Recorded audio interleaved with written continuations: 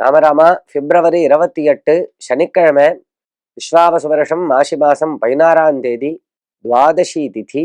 இன்னைக்கு நட்சத்திரம் புனர்பூசம்.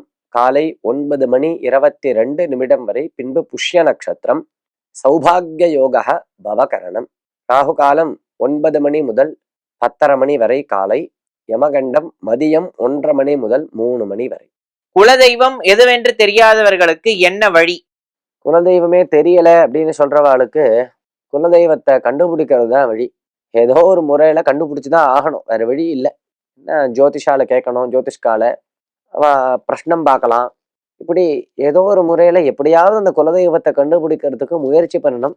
அப்படி அது கண்டுபிடிக்க முடியாத வரை என்ன பண்றது அப்படின்னா, தெய்வத்தையே பிரார்த்திக்க வேண்டிதான்.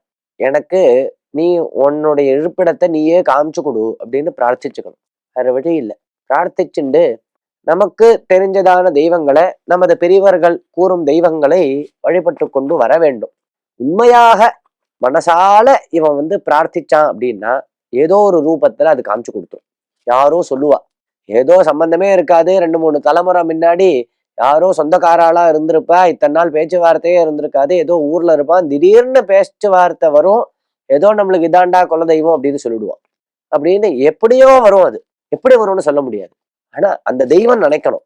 அப்ப நீ மனசால அதை நினைச்சு அதை பிரார்த்திச்ச அப்படின்னா, உனக்கு வாஸ்தவமா அந்த நம்பிக்கை இருந்தது, பக்தி இருந்ததுன்னா தெய்வமே காமிச்சு கொடுக்கும். அப்படி குலதெய்வத்தினுடைய அனுகிரகம் எல்லாருக்கும் தேவை. ராம் ராம்.